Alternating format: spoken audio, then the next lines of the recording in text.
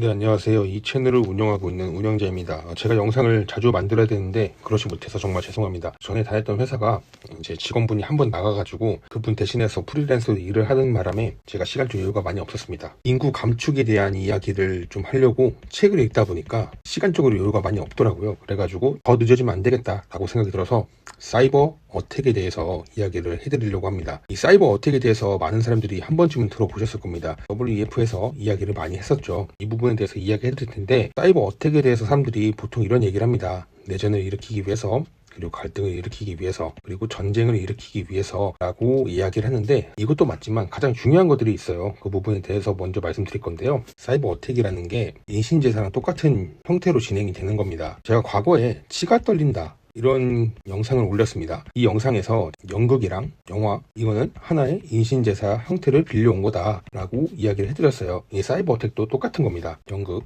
영화, 관객들이 보러 옵니다. 암전이 되죠. 이제 가상극이 시작이 됩니다. 가상현실이겠죠. 그리고 이 가상극이랑 가상현실 이게 끝나게 되면 암전이 됩니다. 그리고 다시 현실 시대로 들어옵니다. 이 사이버 어택도 이런 것들과 똑같은 겁니다. 지금 우리가 현재 살고 있는 사람이죠. 그리고 여기서 암전이 일어나는데 사이버 어택이 일어납니다. 새로운 가상현실 시대가 열리는 겁니다. 암전이랑 그 다음 현실 시대가 오겠죠. 여기는 어떻게 될지 잘 모릅니다. 하지만 지금 현재 이 사이버 어택은 이거랑 똑같은 형태로 진행이 되고 있다라고 보시면 될 것 같습니다. 가상현실 그리고 가상화폐에 대한 이야기를 많이 들어보셨을 텐데요.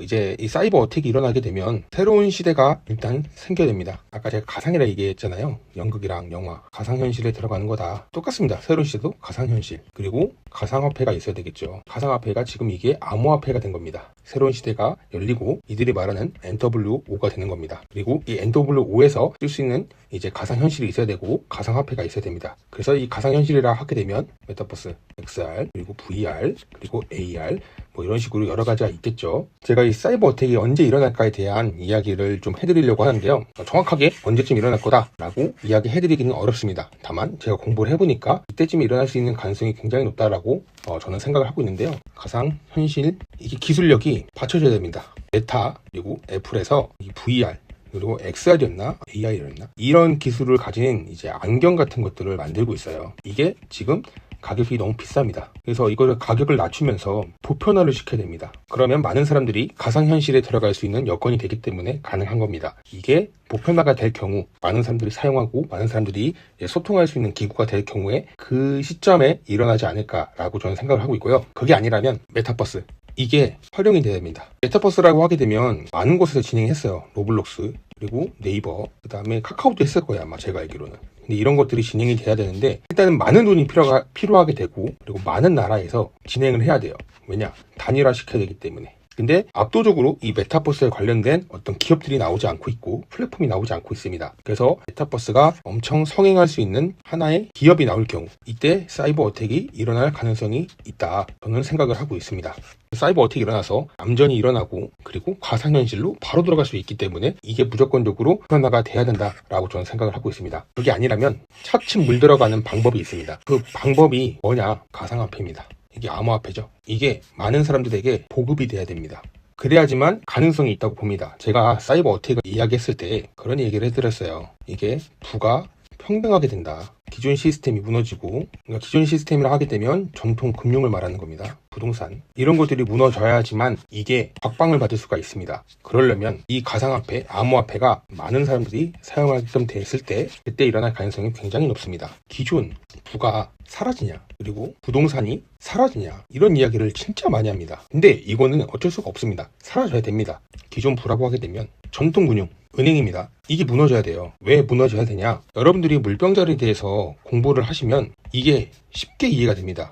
근데 많은 사람들이 이거에 대해서 공부를 하지 않습니다. 그리고 공짜로 정보를 푼 저한테 악담을 퍼붓고 조리돌림하고 그리고 제가 기독교인들 너무 싫어하는데 자꾸 종말론을 얘기를 해요. 이 전통금융 이 은행이라는 게 결국에는 권력 집중합니다. 그래서 은행이 지금 이 불경기에도 불구하고 이자 수익을 엄청 내고 있죠. 그리고 부자들도 앉아가지고 배당금 받고 월세 이런 거 받죠. 이게 전통 권력 집중화예요. 근데 이 물병자리는요, 리셋입니다. 리셋이기 때문에 이 전통 금융들이 다 날아가야 돼요. 그래서 지금 트럼프가 뭐 하고 있습니까, 여러분들? USAID 이걸 가지고 부정부패를 잡고 있잖아요. 돈이 어디로 들어갔는지 확인해보니까 페드도 여기에 가담한 게 흔적이 보이는 거예요. 그래서 뭐 했어요? 포트록스 금 깔아 이야기가 나온 거예요.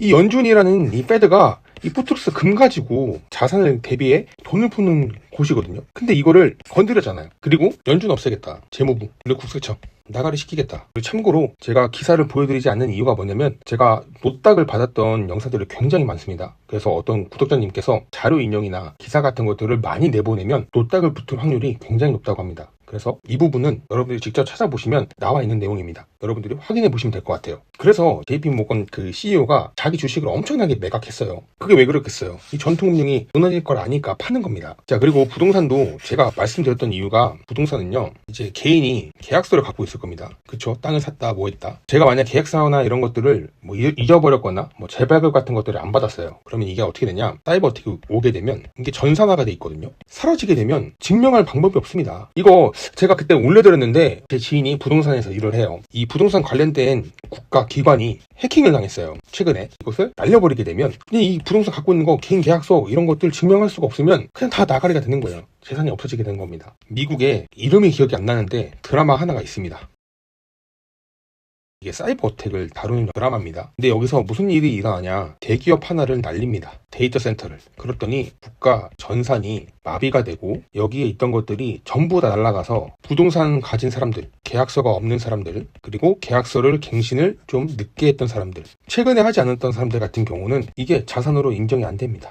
이런 식으로 부동산이나 이런 것들을 다 날릴 수가 있습니다. 주식도 똑같아요. 이거 다 금융이잖아요. 이 금융인데 얘네가 전산 날려버리게 되면 이걸 입증할 수 없으면 개인이 날아가게 되는 겁니다. 그래서 이 물병자리 시대가 리셋을 얘기하는 것들인데 대부분 다 불을 리셋하는 거예요. 제가 기독교인들을 정말 싫어하는 게 종말론 이야기를 합니다. 정말 오죠. 기독교적으로 관점 보면 옵니다. 저도 기독교인이기 때문에. 그러나 이게 지금일지 훗날일지 아무도 몰라요. 설사 지금 온다 하더라도 우리는 훗날이 있을 수 있기 때문에 최악의 수까지 같이 대비를 해야 됩니다. 제가 이거 몇 번이고 말씀드렸어요. 근데 계속 CBDC 나온다, 종말이 오고 있다, 이런 얘기를 계속 해요. 근데 이 CBDC가 될 수가 없어요. 왜냐? 부를 리셋시키잖아요. 그럼 부가 뭐겠어요? 권력이에요. 그럼 CBDC는 뭡니까? 권력이에요. 권력 집중하라고. 이게 될 수가 없는데 자꾸 된다고 하니까 화가 나는 거예요. 멤버십 영상으로 올린 게 있어요. 그 영상에 보시게 되면 다 이해가 되실 거예요. 그리고 제가 또 하나 말씀드리면 데일리메일에 엊그제였나 기사가 나왔습니다. 종말론자들이 계속 얘기하는 게 이 붉은 암소, 이거 제사 드리고 제3 성전을 지을 거다. 그러면 이제 예수님 때가 온다, 마지막 때가 온다라고 얘기했는데, 그 성경을 보게 되면 붉은 암소가 흠이 없어야지만 제사를 드릴 수가 있어요. 그리고 제사를 드리고 난 다음에 제3성전이 지어지는 거예요. 근데 얘네가 전부 다 흠이 있기 때문에 이걸 제사를 드릴 수가 없대요. 제사를 드릴 수가 없으면 제3성전을 만들 수가 없습니다. 제가 계속 말씀드리는 거예요. 종말론이 어떻게 보면은 많은 사람들이 각성하고 빨간 약일 수 있겠지만 너무 많이 들이키면 독이라. 그래서 제가 말씀드리지 않은 거고요. 이 CBDC가 결정적으로 실패할 수밖에 없는 이유를 제가 한 가지 말씀드릴게요. 지금 많은 사람들이 깨어났습니다. 지금 우리 선관위 보잖아요. 이거 권력 집중하죠. 근데 지금 이거 무너지고 있죠. 많은 사람들이 나와가지고 부패 얘기하잖아요. 그리고 민주당 있죠. 얘네 190석이에요. 190석인데 불구하고 많은 사람들이 나와가지고 시위하죠. 해산하라고. 권력이 지금 무너지고 있다니까요. 물병자리 시대가 이 권력을 내려놓게끔 만드는 거예요. 그래서 많은 사람들이 지금 나와가지고 여기 지금 부시고 있잖아요. 권력 부시고 있잖아요. 지금 뭐까지 나오고 있어요? 국회 해산하라. 근데 이게 우리나라뿐만이에요? 아니죠. 유럽에서도 지금 이 운동이 일어나고 있어요. 국민들이 나와가지고 정치인들도 엄청 끌어내리고, 심지어 유럽에서 백신은 생화학 무기였다라고 공표를 합니다. USAID 얘네가 지금 나와가지고 했던 짓들 다 밝혀지고 있죠. 이거 전부 다 권력 집중화했던 것들을 무너뜨리고 있는 거잖아요. 근데 이런 상황에서 많은 사람들이 진실을 알았어요. 그러면 CBDC가 무엇인지 다 알고 있는데 대중이 이걸 사용할까요? 안 하죠. 지금 디지털 아이디도 안 받으려고 해요. 안 하죠. 근데 이게 어떻게 CBDC가 강압적으로 되겠냐고요, 여러분들. 생각해보세요. 게다가 제가 하나 더 말씀드리면요. CBDC 같은 경우는 둘 중에 하나로 진행을 해야 됩니다. 모든 국민들 계좌에 그리고 현금 다 몰수를 해야 됩니다. 그리고 이거 전부 다 CBDC로 바꿔야 됩니다. 사람들 어떻게 할까요? 금과 은을 사겠죠. 그리고 지금 비트코인 사겠죠. 이거 뭐로 잡을 건데? 실물 거래를 하게 되면 뭐로 잡을 건데? 이거 안 되겠죠. 그러면 한 가지 더 있습니다. CBDC 발행을 하는 겁니다. 그러니까 조폐공사한테 발행하지 마. 우리가 이걸 발행할게. 이걸 발행을 해요. 근데 이것도 누군가 사용을 해야 되겠죠. 이게 사용 안 되게 되면 시스템 비용만 나가게 돼서 무너지겠죠.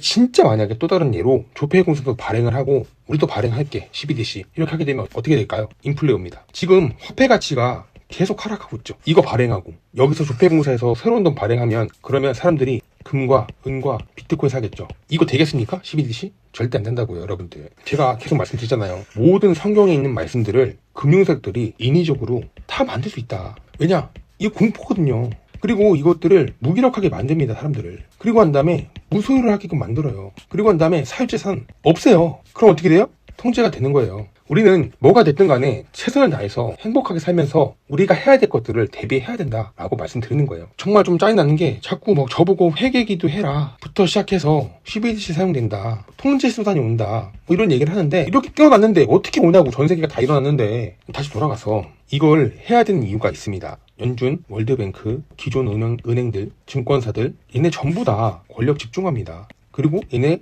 누가 갖고 있어요? 영프, 로스차. 그래서 이 권력 집중화를 깨트려서 MF가 세상에 나오는 거예요. 그래서 이 가상화폐, 이 암호화폐를 얘네가 키우고 있다고요. 왜? 이걸로 줘야 되니까. 그러면 어떻게 되니까 가상현실의 일부분을 진행을 한 거예요. 여기서 기술적으로 가상현실이 완벽하게 진행이 된다면 바로 들어갈 수가 있습니다. AI가 괜히 나온 게 아닙니다. 그리고 메타버스가 2022년도에 한창 붐이었습니다. 그리고 이 암호화폐가 2008년도부터 성장을 했죠. 왜 이걸 했는지에 대해서 여러분들 아실 필요가 있습니다. 이 AI 같은 경우는요, 이 암호화폐가 없으면 이 생태계가 굴러갈 수가 없습니다. 그리고 이 메타버스도 이 암호화폐가 없으면 생태계가 굴러갈 수가 없습니다. 이 메타버스 안에도 결제를 해야 됩니다. 그러면요, 그 플랫폼 안에 알맞은 암호화폐를 만들거나 아니면 이 메타버스 안에 있는 기축통화가 있을 겁니다. 그 기축통화를 가지고 이 암호화폐를 사용하게끔 만들 겁니다. 그리고 AI가 왜 암호화폐에 연결돼 있냐라고 할 텐데, AI가 블록체인 기반에서 참과 거짓을 분별하게 돼요. 블록체인 안에서. 이게 검증하는 누군가가 필요합니다. 지금은 중구난방을 주지만 그렇게 될 경우에는 블록체인이 있게 되면 참과 거짓을 누군가가 선택해 주겠죠. 그렇기 때문에 이 암호화폐랑 AI랑 메타버스랑 같이 갈 수밖에 없어요. 그래서 제가 걱정하고 있는 건 뭐냐면, 이 암호화폐가 많은 사람들에게 뿌려졌을 경우 이때 사이버 어택이 일어날 가능성이 굉장히 높다라고 저는 생각을 하고 있습니다. 왜냐? 그들이 만든 세상이 새로운 시대, 새로운 세계, NWO가 진행이 되려면 이들도 준비를 해야 됩니다. 그래서 제가 봤을 때는 메타버스라던가 이런 것들에 대해서 좀 기술력이 많이 늦으니까 가상화폐를 먼저 키우고 있지 않나라고 생각을 하고 있습니다. 이 가상화폐에 대해서 어느 정도는 우리가 공부를 하고 대비를 해야 된다라고 저는 얘기를 꾸준히 드리고 있어요.